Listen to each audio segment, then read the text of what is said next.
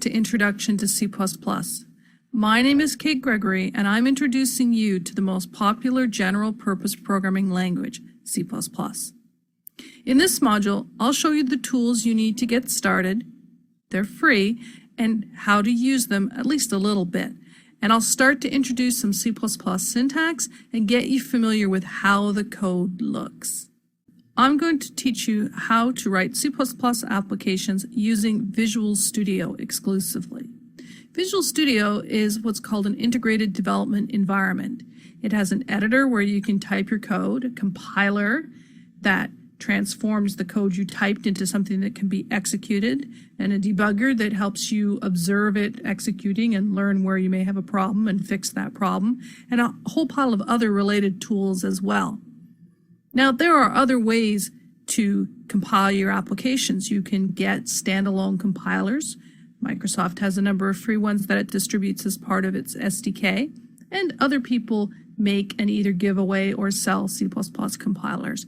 But Visual Studio is more than just a compiler, and you won't be typing a lot of commands at the command line and learning some strange syntax in order to pull your projects and applications together if you use Visual Studio. Specifically, I'm going to use Visual Studio Express, which is one of many different editions of Visual Studio. Now, Express is not a single thing. There's Visual C++ Express, Visual C# Express, and so on. There's a version for Visual Basic, for web development, for phone development. And Express is completely and totally free. It's free even if you use it to make applications that you sell for money. It's all fine. There is a little functionality in some of the other editions of Visual Studio that is not in Express.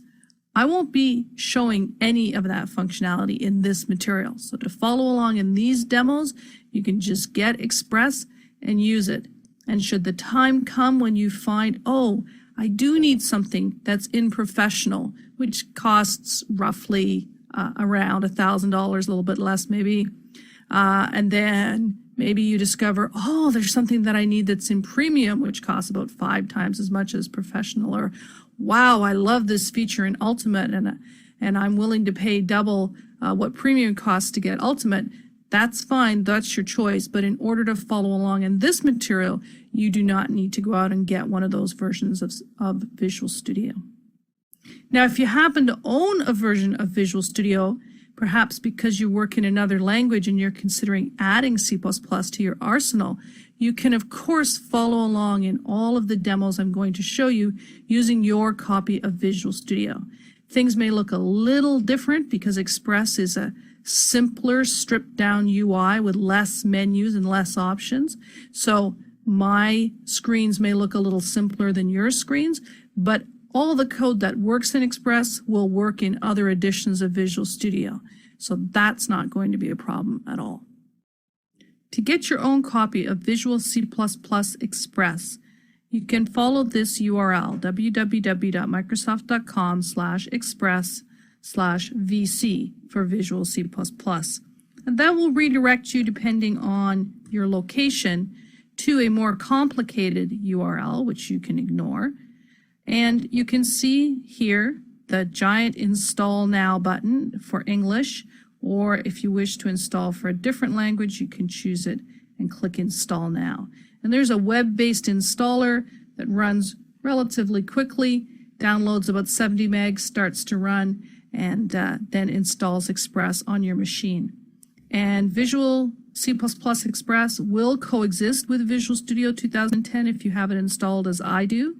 But if you have Visual Studio 2010 installed, go right ahead and use that. You don't need to download Express just to follow along with what we're doing. Have Visual C++ Express installed, you need to learn how to use it. I'm going to show you around it using some code that's already written and that I know runs. This is the Visual C++ Express product. And there are a lot of kind of moving parts here that I want to show you. First, this large, or at least largest of them all, window is the sort of main editor pane where you edit your code. And then there are various tool windows. They each have their name, like this one's the output window. And you can close them with the X or just unpin them with this pin so that they're down here on a little pane and you can click them to make them come back up or close them completely. This sort of standard configuration, here's the editor and here's my Solution Explorer, is what most people have open when they're working on a C++ application. Now, if you're using a product other than Visual C++ Express, if you're using some other copy of Visual Studio that you had around, your Solution Explorer may not be on the left like this. It may be over here on the right. If you want, you can change your settings in that other application to C++ settings, and then it'll look more like this. Or you can just kind of map between the two as you follow along. Now, there are less menus and toolbars in the Express editions of Visual Studio than in the Pro, Premium, and Ultimate versions, but there's still plenty of menu items, and I'm not going to walk through all of these and explain them all in turn. I'll just show you how to do some things, and you'll start to get comfortable with the menus and with the toolbar options as we go. So what I have here in the editor window is a very, very simple C++ application. No doubt you've sort of heard of the concept of saying hello world as your first application. And this is slightly more sophisticated. It will actually say hello to whoever introduces themselves to it. And I'm going to, before I show you any of the code, simply run it so that you can see how it works. And in order to run it, I need to use a command that's actually not in the menus for Visual C++ Express, and that's the run without debugging command. You can see that there is a perhaps familiar green triangle here labeled Start Debugging, F5. I don't want to debug this application, I just want to run it, and that's Control F5. So I'm going to hold Control and press F5. And my application runs. It's a very large DOS prompt for this size of screen. Let me just shrink it a little. So this DOS prompt or command box is what console applications run in. And it's put some letters on the screen. It says type your name. And if I type my name and press enter, it says, hello, Kate. Press any key to continue. This is what we call a console application, and all of the I/O is in the form of text, either text the program types to me or text that I type back to the program. So I'm just going to press a key, and we have finished running the application, and we're now back in Visual C++ Express. In a little while, I'm going to explain this code to you in slightly more detail, but I'd like to start by just kind of taking this as a given and showing you some of what Visual Studio can do for you before you have to start to learn what all the different pieces of this code mean. Programs in C++ are made up of statements, and statements, generally speaking, end with a semicolon, just as they do in C# and Java and the other languages that we often call semicolon brace bracket languages. So I'd like to show you what happens if I take the semicolon off the end of a line where it belongs. So for example here, if I delete this semicolon. So one thing that happens is that this margin color here becomes yellow. Green in the margin indicates a saved change, and yellow indicates an unsaved change. So if I click the save icon up here, it goes back to being green. The other lines are green because I edited them just before this demo started. But you may also notice that there is a little red underline here underneath this closed brace bracket. And if you hover over it, it actually says, error, expected a semicolon. And this is a compiler error happening in the editor before I have deliberately compiled my code. Let's say for a moment that I didn't spot that red wiggly, I didn't know what it meant, or I just didn't see it there, and I'd like to try compiling my code. Compiling your application takes your code and prepares it to be an executable. And technically speaking, in C++, we have a compile step and then a link step. Compiling is done once to each of your source files, and then linking pulls them all together into an executable. We only have one source file in here, this hello.cpp, so we'll compile it and then immediately link it together. And that combination of compiling all of your source files and then linking the resulting objects into an executable is known just as build the solution. So on the debug menu, there's this command to build solution, and I can select this command. Now you see that the last line of my build output says that one failed, 0 succeeded. I have a problem. Let's just pin this in place so that we can see. And this line of output is my error message. So if I scroll past the path to the file, you can see it says syntax error, missing semicolon before brace bracket. Now it tells you what line the problem happened on line 16. And if I put my cursor on line 16, you can see down here, that's line 15, column 10 for what that matters. And the actual problem is on the next line because we hit the brace bracket without having a semicolon in between. But that would be a very poor way to try to find your error messages and deal with them, to look for line numbers and then go in here and move the cursor around until the line number looked right. All you need to do, just double click the line with the error on it, and you're taken directly to that line here in the editor. You also get the message repeated here, syntax error, missing semicolon before brace bracket. So if I fix the mistake by putting the semicolon back and build again, you can see that it succeeded. 1 succeeded, 0 failed.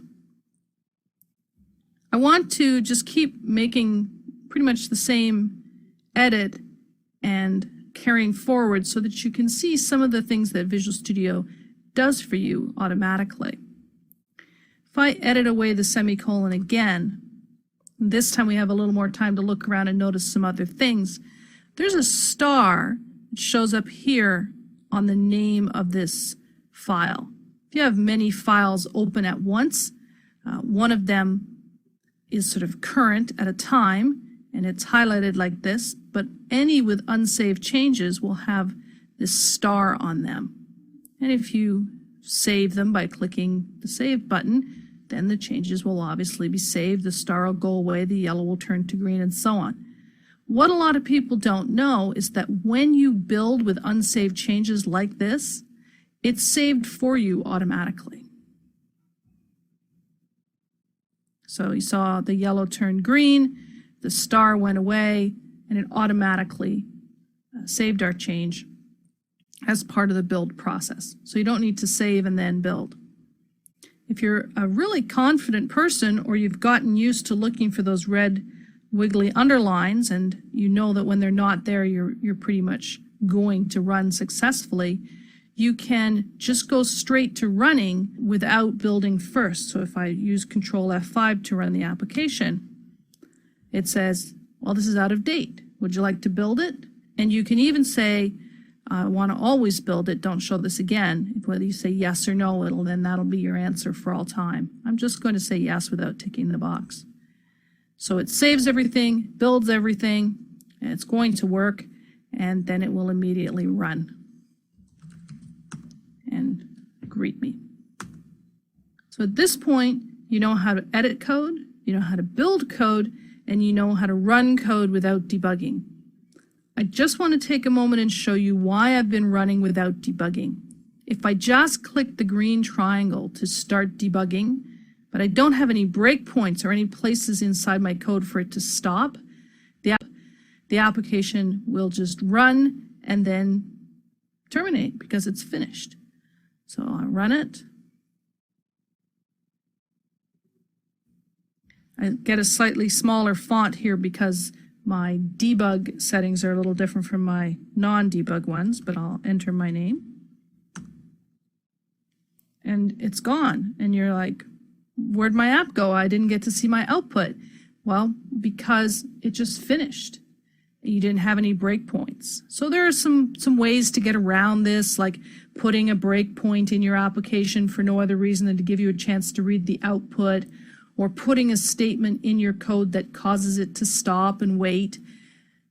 The way I deal with this is I just use Control F5, and then you automatically get that press any key to continue. That's what works for me, and that's what I'm going to be doing. C++ is a general purpose programming language. It can be used to write a wide variety of different applications. So you could create a Windows application. That's something with, buttons and text boxes and drop downs, the kinds of controls that you may be used to interacting with in a Windows application. It can also be used to write console applications, which is what I just showed you in the demonstration. They write text to the screen, they read text from the screen. Interesting thing about a console application in contrast to a Windows application is that they only sort of listen to you typing on the keyboard when they decide they want to. So it says enter your name, and then it's sitting there listening and waiting for you to type your name. At other times, you could type all you like, and the application would not be listening and would not react to that. Whereas in a Windows application, very often you can type anytime, anywhere, without waiting to be prompted. You can press F keys, you can click things with the mouse, and the application is going to kind of react to that. You can also build in C++ services and servers, things that don't even have a user interface at all. They just kind of run on the machine, and they react to requests coming in, typically from other applications, or to things happening on the computer. And you can write libraries, which is basically reusable code for other applications to leverage. The console applications are the simplest for us to deal with because they're really just working with text. Text to the screen, text from the keyboard. I don't have to show how to draw lines, circles, squares, how to build controls, how to interact with windows, how to react to being interrupted by user input at any time. We can focus on just the syntax of the language. Where does the semicolon go?